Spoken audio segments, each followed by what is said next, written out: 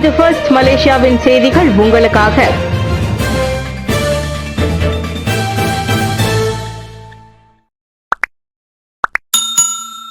ஆசியானுக்கு தலைமை ஏற்கும் மலேசியாவிற்கு இந்தோனேஷியா முழு ஒத்துழைப்பு. இவ்வாண்டு ஆசியானுக்கு தலைமை ஏற்கும் மலேசியாவிற்கு உதவ ஒத்துழைப்பு நல்கவிருப்பதாக இந்தோனேசியா விருப்பம் தெரிவித்திருப்பது குறித்து டத்துஸ்ரீ அன்வார் இப்ராஹிம் பகிர்ந்து கொண்டுள்ளார். நேற்று கோலாலம்பூரில் இரு நாட்டு தலைவர்களுக்கும் இடையே நடைபெற்ற சந்திப்பின் போது இந்தோனேஷியா அதிபர் பிரபோவோ சுபியாந்தோ அதனை வெளிப்படுத்தினார். அவருடைய அதிகாரப்பூர்வ பயணம் இம்மாதம் 27ஆம் தேதி. ஆனால் அவர் வருவதற்கு எண்ணம் கொண்டிருந்தார். நாங்கள் பழைய நண்பர்கள். நாங்கள் பல பிரச்சனைகள் மற்றும் ஆசியான் தலைமைத்துவத்தில் எனக்கும் ஒத்துழைப்பு வழங்குவதற்கும் உதவுவதற்கும் விருப்பம் குறித்து அவர் மனம் விட்டு பேச முடிந்தது என்றார். உள்ளடக்கம் மற்றும் நிலைத்தன்மை என்ற கருப்பொருளுடன் கடந்த ஜனவரி 1ஆம் தேதி தொடங்கி ஆசியான் தலைமைத்துவ பொறுப்பை மலேசியா அதிகாரப்பூர்வமாக ஏற்றுக்கொண்டது. ஒருமைப்பாடுமிக்க மற்றும் வளமான ஆசியானை உருவாக்குவதற்கான நாட்டின் திட்டங்களை அது வெளிப்படுத்துகிறது.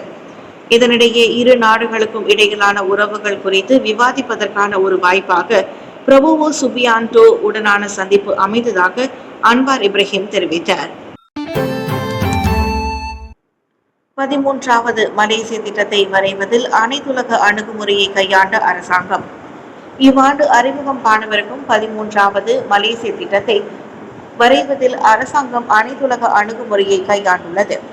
உலக அரங்கில் மலேசியா சிறந்த பங்கு வகிப்பதற்கு மாறிவரும் உலகளாவிய சூழலுக்கு ஏற்ப முழுமையான பரிசீலனை தேவைப்படுவதாக பொருளாதார அமைச்சர் ரபிசி ரம்லி தெரிவித்தார். உலகளாவிய சூழல் மாறி வருவதுடன் அனைத்து தரப்பினரிடம் இருந்தும் கூடுதலான சிந்தனை மாற்றம் வேண்டும் என்பதை இது குறிக்கின்றது. மேலும் மலேசியா போன்ற சிறிய, திறந்த மற்றும் அணிசேரா நாடுகள் தற்போது எதிர் திசையை நோக்கி செல்வதால் சுய விவரம், அணுகுமுறை மற்றும் பார்வை ஆகியவை முக்கிய பங்கு வகிக்கும் என்றார் அவர். நேற்று கோலாலம்பூரில் நடைபெற்ற மலேசிய பொருளாதார மாநாட்டில் பேசிய ரபிசி அவ்வாறு கூறினார்.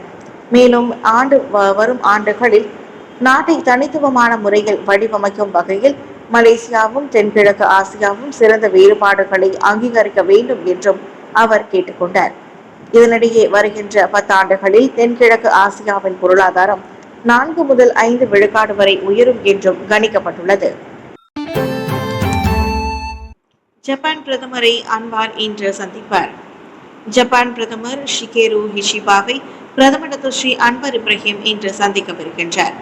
மலேசியாவை, குறிப்பாக சரவாக் மாநிலத்தை புதுப்பிக்க ஆற்றல் மையமாக உருவாக்கும் பரிந்துரையையும் அவர்கள் விவாதிக்கவிருப்பதாக அன்வார் கூறினார்.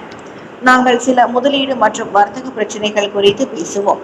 பெட்ரோனஸுடன் இணைந்து சரவாக் பிரீமியர் அபாங் ஜோவின் முயற்சிகளின் அடிப்படையில் ஆற்றல் மாற்றத்தின் மிகவும் முக்கியமான ஒரு புதிய திட்டம் குறித்த விவாதம். எனவே அக்கலந்துரையாடலின்படி மலேசியாவை, குறிப்பாக சரவாக் வட்டாரத்தை ஆற்றல் மையமாக மாற்ற திட்டமிடுவோம் என்று நம்புகிறோம் என்றார் அவர். நேற்று கோலாலம்பூரில் நடைபெற்ற மலேசிய பொருளாதார மாநாட்டில் அதிகாரப்பூர்வ தொடக்க விழாவில் கலந்து கொண்ட போது டத்துஸ்ரீ அன்வார் அவ்வாறு கூறினார். ஈப்போவில் வெள்ளத்தை தடுக்க முழுமையான தீர்வு வேண்டும். பேராக் ஈப்போவின் சில பகுதிகளில் வரும் காலங்களில் மீண்டும் வெள்ளம் ஏற்படுவதை தடுப்பதற்கு முழுமையான தீர்வு திட்டமிடப்பட வேண்டும். அவ்வாறான திட்டமிடல் வெறும் குறுகிய கால தீர்வுகளாக மட்டுமே ஒவ்வொரு அம்சத்திலும் நிலையான வளர்ச்சி உட்பட பருவநிலை மாற்றத்தை கருத்தில் கொள்வதும் அவசியம் என்று ஈப்போ திமுர் நாடாளுமன்ற உறுப்பினர் ஹாவர்ட் லீ சுவான் தெரிவித்தார். வெள்ளம் என்பது தவிர்க்க முடியாத இயற்கை பேரிடர் என்றாலும் அது தொடர்ந்து சூழ்வதால் இவ்விவகாரத்தில் அனைத்து தரப்பினரும் தீவிர கவனம் செலுத்த வேண்டிய நேரம் இதுவாகும் என்று அவர் கூறினார். மீண்டும் மீண்டும் வெள்ளம் ஏற்படும் போது மக்கள் அதிகமான இழப்புகளையும் மோசமான விளைவுகளையும் எதிர்கொள்வதால் அந்நிலையில் இருந்து இயல்பு வாழ்க்கைக்கு திரும்ப அவர்களுக்கு அதிக அவகாசம் தேவைப்படுவதாகவும் அவர் குறிப்பிட்டார். அப்போதுதான் நாங்கள் இணைந்து வெள்ளத்தடுப்பு திட்டத்தை உருவாக்குவதற்கு 1,80,000 ஒதுக்கீடு பெற்றோம். இதற்கு இவ்விரு மருங்கின் சாலைகளிலும் கால்வாய் கிடைக்காது.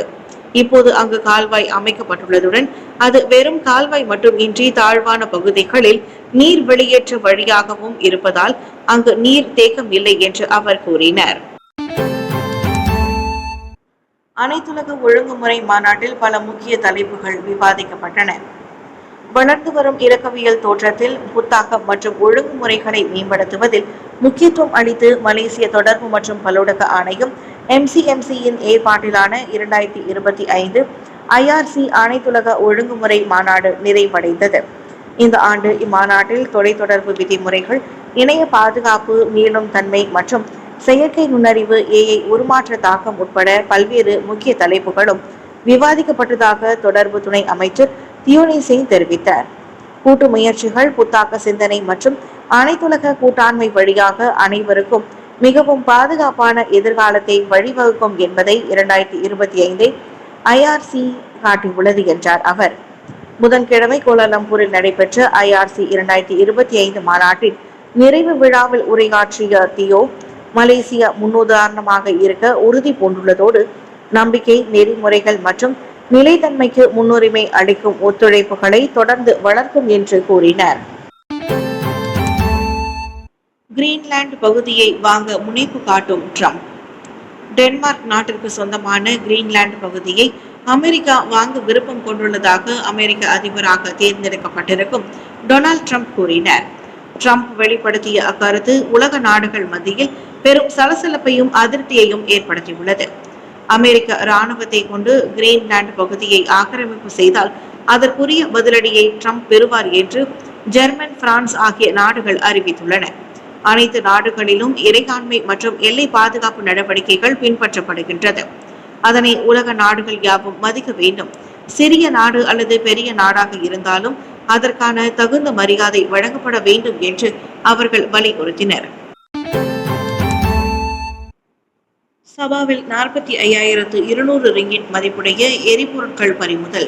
சபாவில் 45,200 ரிங்கிட் மதிப்புடைய எரிபொருள் பறிமுதல் செய்யப்பட்டதாக கடல்சார் காவல்துறை PPM உதவி ஆணையர் நஸ்ரி இப்ராஹிம் கூறினார். கம்போங் பங்காசோவனில் கூட்டாட் செயலாக்க விரைவில் ரோந்து நடத்தப்பட்டது.